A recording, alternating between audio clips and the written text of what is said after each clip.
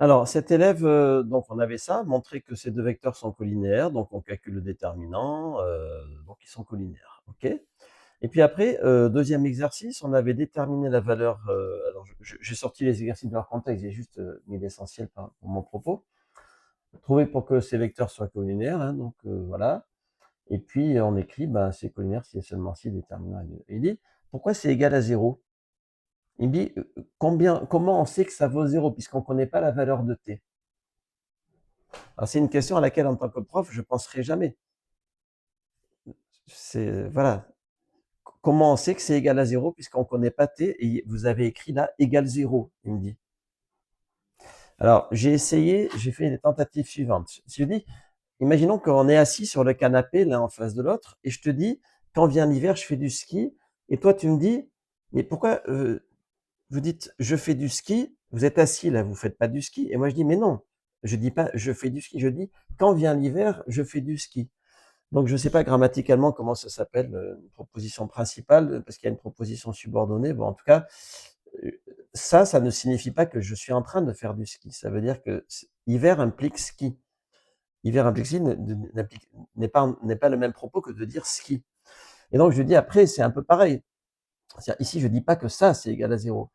Je dis dire que les vecteurs sont collinaires revient à dire que c'est égal à 0. Voilà. Et donc j'étais étonné aujourd'hui parce qu'on ne m'avait jamais posé cette question. Alors après, j'ai pensé à dire ça. Quand on demande en troisième, ça c'était un élève de seconde, quand on demande en troisième de résoudre 3x plus 2 égale 0, personne ne va dire mais pourquoi c'est égal à 0 vu qu'on ne connaît pas x? Parce que justement, on comprend qu'on cherche la valeur de x pour que ça fasse égal à 0. Et du reste, quand on trouve que la solution c'est moins 2 tiers, ça me paraît, moi, très important de dire bon, allez, on va calculer 3x plus 2 pour x égale 10, calcul mental, donc on détourne l'attention de l'élève, puis pour x égale 1 tiers, puis tiens maintenant, plus difficile, pour x égale 2 tiers, donc il a peut-être oublié que 2 tiers c'était la réponse tout à l'heure, il calcule, ah ça fait 0, ben oui, puisque c'est justement comme ça qu'on l'a trouvé. Donc ça aussi, ça aide par rapport à ce questionnement-là, qui est le questionnement sur le sens des choses. Ou l'équation de droite, quand on dit ça, mais on pourrait dire aussi comment on sait qu'x plus 2y est égal à 3. Donc c'est pas ça. C'est dire que le point M de coordonnées x, y est sur la droite équivaut à dire que la combinaison x plus 2y est égale à 3. Donc ça, c'est le genre de, comment dire, c'est-à-dire que on n'affirme pas quelque chose ici. En quelque sorte, ce qu'on pourrait dire, c'est que le verbe de cette phrase, parce que là, par exemple, ce qu'on peut dire, c'est que le verbe de cette phrase, c'est égal.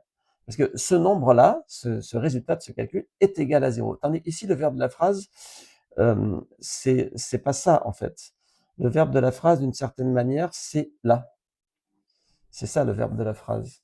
Alors évidemment, c'est difficile de transposer cette idée avec la phrase quand vient l'hiver, je fais du ski, parce que c'est comme si on disait qu'à ce moment-là, le cœur de la phrase, c'est la virgule, en quelque sorte. Ou c'est quand. Mais en tout cas, ici, c'est l'équivalence. Et là, il y a un concept sur la notion de phrase mathématique aussi, que, puisque ce sont des égalités qui sont équivalentes, c'est un registre au-dessus que de dire que des nombres sont égaux. Donc, il y a vraiment un saut qui est pas forcément évident pour l'élève, auquel on ne pense pas forcément, et auquel, en tant que prof, on se retrouve un peu démuni. Donc, il faut bricoler, comme d'habitude, avec les moyens du bord.